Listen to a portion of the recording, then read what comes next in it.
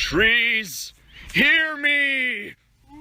Yeah! Hello everyone and welcome back to the Hall of the Mountain King. I am the Mountain King, your host. Today we're going to continue our multi-part adventure on how to fix Dark and Darker system by system, piece by piece, and today we're going to be addressing the Druid problem. Before we get into the rework itself, I have a few observations I want to share, so if you're just here for the new stuff, I left you a timestamp down below. To be honest, I was hoping to save the Druid and the Sorcerer rework for the very end of this series of reworks, because they're the newest and shiniest toys, but with Grayson announcing recently that the rat infestation would be eliminated for good, I thought it would be best to share my ideas on the Druid now before they make some big change in Season 8 and surprise all of us.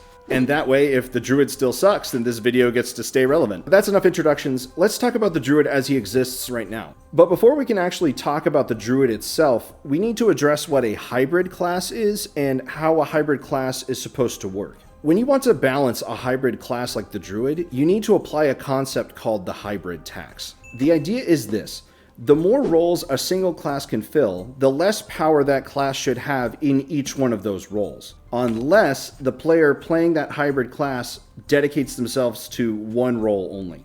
Consider the Barbarian, a class that is 100% designed to be a melee powerhouse. A Barbarian should outperform a hybrid in raw melee combat. Consider the Cleric, the class that is the default healer archetype. A Cleric should outperform a hybrid when it comes to healing. And the Wizard should always be a better caster when compared to a hybrid, and so on. And that's the idea of the hybrid tax, that hybrid classes exchange power in a single role for versatility across several others. Now that we know what a hybrid class is and what the hybrid tax is, let's talk about the Druid as he exists in Dark and Darker right now, and where problems start to arise. The Druid as he exists in Dark and Darker is a hybrid class that blends multiple archetypes. In bear form, he can become literally a massive wall of health and tank damage and deal damage just about as well as a Barbarian. In Panther form, he can ambush, silence casters, cause bleeds, and has massive mobility. When dedicated to casting spells, he has access to a spell list that gives him variety and utility and versatility similar to that of the Wizard. And on top of that, he has access to strong healing that put him on par, if not better, than the skills of a Cleric. And he can do most of these roles at the same time. Just these facts alone put him way over the limit of what a hybrid class should be allowed to do. And in the unlikely event that any of the Druid's strengths start to fail in a fight, he can disengage better than any other class in the game. He'll Dreamwalk away, he'll jump in Panther form, he'll dash forward, he'll change into a chicken, jump again, and then jump through a door at the end of the module. Like, what the fuck, you know? And this is why the Druid feels bad to play against. Not because he's good at any one thing, even though he's good at many things.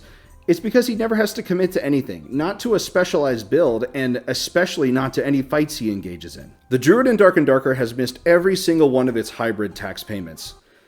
And now I'm here to repossess its house. Yeah, I did rehearse. I did rehearse this one. I did that whole thing without looking. Clap. Thanks. Alright, that's enough. Stop clapping. Now, to be clear, I don't hate every Druid build that has evolved since the class was released. I actually think Healer Druid works quite well. If you want to be a respectable healer, you have to actually dedicate your build to it. And if you want to perform at the highest levels, you have to pay hybrid tax by taking a perk that removes your ability to shapeshift. And that's a pretty steep price. You lose access to all of those powerful animal forms that give you mobility, survivability, and utility, but in exchange you become an extremely strong support class. And I think that's hybrid tax done right. A sister build to the full Healer Druid is the full Caster Druid. Think of like a balanced Druid in World of Warcraft. This version of the class focuses on spell damage, foregoing healing and shapeshifting to get the most out of its spells. Right now, in Dark and Darker, the Druid can be built toward this full caster build, but it doesn't get quite the same payoff as the full healer build. That's not really a balance failure, it's more of just a gap in the class, and I brought that up just because the rework I'm going to show you guys kind of addresses this build style too. The important thing to remember in both of these cases is that for the full healer Druid and the full spellcaster Druid, they can only pull off those builds if they choose to pull off those builds. They have to sacrifice power in the form of shapeshifting, healing, or damage.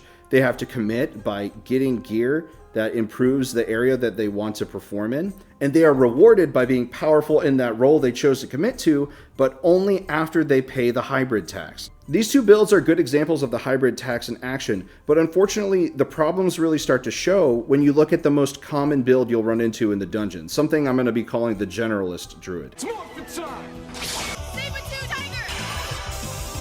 The Generalist Druid is that build that you see everywhere that has spell memory and shapeshifting. From there, everyone pretty much runs the same build, except some of them will stack strength for bear form and some of them will stack agility for panther form.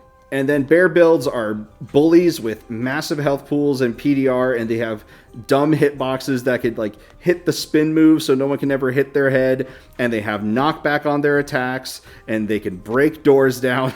It's just really strong. And Panthers are absolutely horrifying. They put a bleed on you with their basic attacks, which is a talent for the rogue, and they have a silence built into their abilities, which is an ability slot for the rogue. It's just a better rogue. Both of those builds are both very strong. But when you add utility and healing spells, and on top of that, disengage tools like with the rat jumping through doors, and chicken jumping a bunch of times to just fly across the room, the problem becomes pretty obvious. And unlike literally every other class in the game, the druid never gets to the point of having to make a decision whether or not to commit to a fight because he doesn't have to. The second a druid gets scared, they're 2 modules away before you can even get to the door that they just jumped through a couple seconds ago. And that brings us to the heart of the issue. The druid isn't oppressive because any single one of his abilities is broken. He's oppressive because there's no cost to versatility. He can do everything all the time with no meaningful drawbacks. So the goal of the rework isn't to punish the druid, it's to give him structure, to give him identity, and to enforce the hybrid tax in a fun and interesting way. And with that preamble out of the way, let's get into the actual rework itself. Behold, the balance of nature. I am unbalanced. The goal of this new system is to incentivize meaningful choices while rewarding commitment. No longer will druids dominate melee combat while summoning treants and healing themselves and jumping through doors. But, and this is important, a druid who dedicates himself to a specific style of play should and will be rewarded for that dedication. This rework centers entirely around the shapeshift selection wheel because it is inextricably linked to the unique aspects of the druid as a class. Currently, the druid can only bring up to 4 additional animal forms, in addition to their human form, which is also the only form that can cast spells. So the baseline druid always has 4 slots that he can fill. Pause. But here's the rule. For each space left empty on the shapeshift wheel, the forms that are on the wheel will get bonuses. But for each additional form that's added, and for all those empty spaces that go away, those bonuses quickly turn into penalty. That is the hybrid tax in action. Here's a druid who only has human form selected. But because the humanoid form is the only form in the wheel, the druid will get 3 levels, not stacks, of a new buff called Way of the Oak. With 3 levels of Way of the Oak, the druid will get +1 charges for spirit magic spells. His spirit magic spells will get an additional damage over time component when cast on enemies. He'll get +5% spellcasting speed and +5% buff duration. This druid is a full caster, and the bonuses reflect that clearly. Now here's the important part of this example. For the purposes of this rework, spellcasting is the most demanding path that a druid can take. And it's also the first thing to fracture when that focus on spellcasting is divided. The moment the druid in this example takes even 1 animal form, the power of the Way of the Oak starts to deteriorate, and it deteriorates way faster than all the other ways that correspond to the other shapeshift forms that you'll see in a second. And all those bonuses I just read off for 3 levels of Way of the Oak start to go away as the focus on what his build is starts to blur. With this next example, I'll show you what that means in practice. Now let's look at a druid that's running human form, panther form, and rat form. The druid in this example now has 1 level of Way of the Oak, 2 levels in Way of the Predator for the panther, and 2 levels in Way of the Scavenger for the rat form. Now, with 1 level of Way of the Oak, those massive bonuses that we just saw a second ago in the other example have deteriorated to the point where the only bonus that Way of the Oak is giving now is that 5% buff duration bonus. But as a reward for sacrificing his spellcasting ability, the druid in this example gets 2 levels of 2 additional buffs that improve their corresponding shapeshift forms. Let's take a look. With those 2 levels of Way of the Predator, the druid in his panther form loses bleed on his attacks, his attack speed is reduced by 10%, and the panther can still use his dash ability, but the silence component of the attack after that dash is replaced with an additional 20% headshot damage instead. With 2 levels of Way of the Scavenger, the druid in his rat form has all the same vulnerabilities and bonuses of rat form right now, but the model is only slightly larger. He has an additional 200% bite damage, which only equates to about 10 damage total. He has a lower jump height now. He has an additional 20% damage modifier to leg hitboxes, and the poison dot that he leaves with his attacks has a little bit more damage per tick. But, and this is very important, so listen, rat form with 2 levels of Way of the Scavenger cannot fit through doors anymore, and I can hear all the druid mains booing and crying and screaming, but I do not care. I do not care. You get level 2 of Way of the Scavenger because you already brought in an additional form in addition to human form. So unless you're like dedicated to being a rat at level 3 of Way of the Scavenger, you will not be able to get through doors. I do not care. I do not care. No, I do not care. Now you also might be asking, but Mountain King, what do I do if I'm a 10 spell druid? I don't have a shapeshift wheel for me to be able to get Way of the Oak. What do I do? And the solution isn't complicated. It's just to have spell memory to give 3 levels of Way of the Oak so that no one loses anything. You know, like if you bring shapeshifting and only human form, you might as well have the same build for 10 spell druid anyway, right? That's kind of what I'm trying to push you toward anyway. So just do that. That's what the solution is. Nothing crazy. This allows Healer to get a small bump, and it fits into the whole hybrid tax thing. Now we'll quickly go through the levels of the other ways. Way of the Guardian pertains to bear form. The Way of the Talon pertains to the chicken. The Way of the Tundra applies to the penguin form. Way of the Predator, which we've already covered, belongs to the panther form. And to round it out, we'll talk about Way of the Scavenger for rat form. But Mountain King, what do I do if I want to bring 4 additional shapeshift forms, even though they're going to be weaker shapeshift forms? I know that there will be druids that still bring all the animal forms, just because they enjoy the utility that those forms bring. And I think that's perfectly fine. Just as there's druids that really enjoy being full casters and focusing entirely on spell casting, there will be druids that entirely focus on shapeshifting and transformation. I think both of these extremes are valid styles of play, and I want to reward people for doing what they want to do, but keeping them in line with that hybrid tax that I mentioned earlier. There's 2 things to understand when you explain this new generalist build system. The first one is to establish what happens when you fill every slot in the shapeshift wheel. So if you decided to keep a generalist build and fill every slot in the shapeshift wheel, your Way of the Oak level would be -1, and your level for all the animal forms that you brought would be 0. Level 0 isn't some new effect or anything, it's just all of the negatives of level 1 without any of the benefits if there are any. Level 0 might be considerably weaker than level 3 for a particular form, but it still allows this Generalist Druid to bring a large and versatile grab bag of abilities. So going back to Way of the Oak, when it hits -1 when the shapeshift wheel is full, it'll turn into a new ability that I've been talking about for these Generalist Druids called Writhing Form. My little headcanon when I was writing this rework for Writhing Form was a druid that is so in tune with all of its bestial nature that its body is literally ripping itself apart to try to contain all the bestial rage within. And so what Writhing Form represents is what happens to a druid when he spreads himself as thin as possible across various forms while also having access to spells. Writhing Form is how I really see the hybrid tax, giving up a large amount of general power in exchange for very strong specific power in another way. And so the effects of Writhing Form are -1 maximum spell charges for all spells, -1 maximum shapeshift charges. There is a cooldown between being able to shapeshift. You can only recharge shapeshifting forms at a campfire, and in exchange for all those negatives, with Writhing Form, when you shapeshift and your animal form reaches low health, you will automatically shapeshift back to human form for free at the same amount of health you were at right before you shapeshifted last time. I wanted to make Writhing Form specifically about survivability because with all this versatility and all these different shapeshift forms, the druid's already going to have a really hard time. We don't take away strength here, we just kind of move it around a little bit. And to close, I just want to talk about perks, because I know some people are probably going to ask this very next question I'm about to talk about.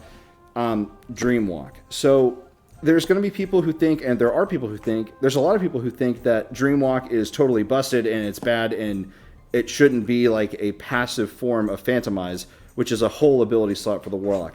And I hear that, absolutely.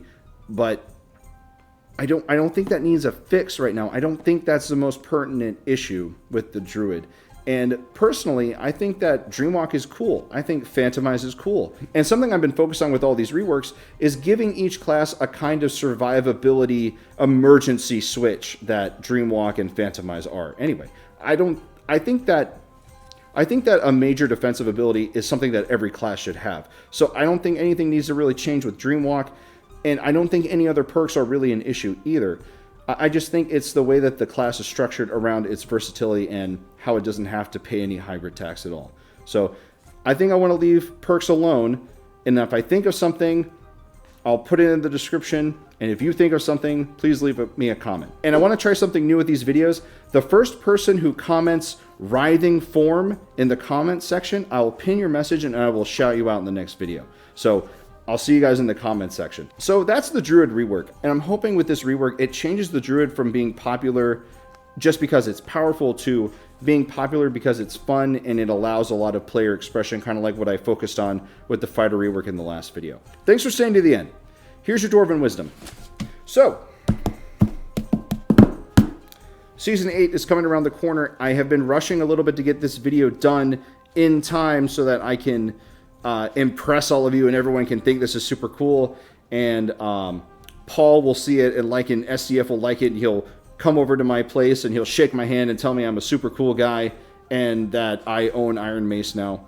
No, but do you guys remember when they said Season 7 was the make or break season? Do you remember when they said that social spaces were totally going to happen?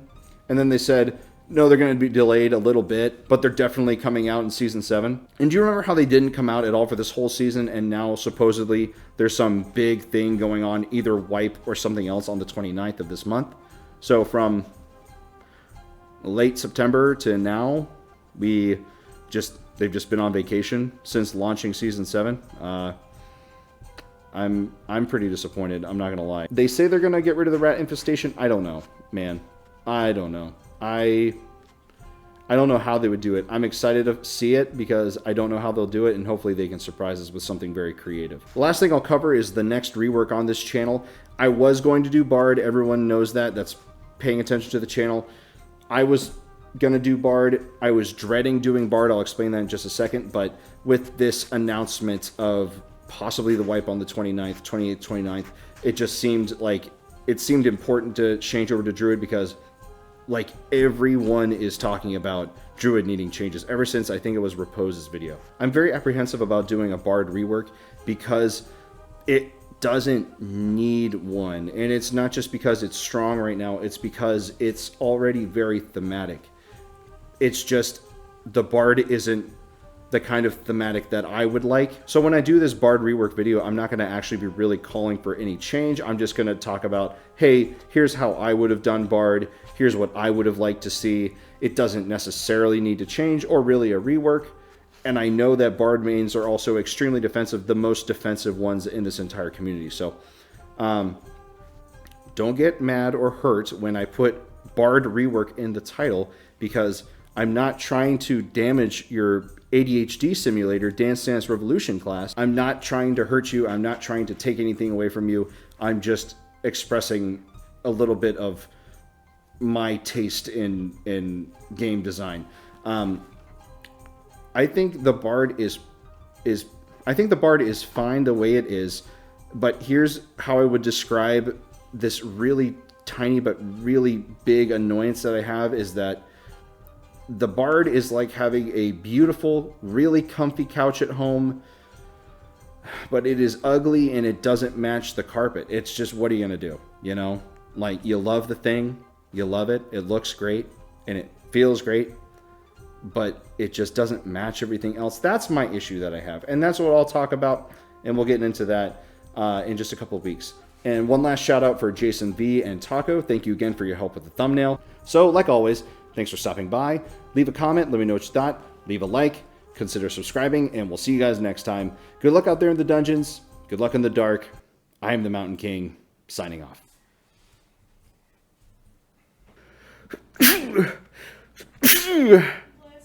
Hey, baby. Thank you, baby. The giant rat who makes all of the rules. Let's see what kind of trouble we can get ourselves into. The very forests themselves bend to my will. Ugh.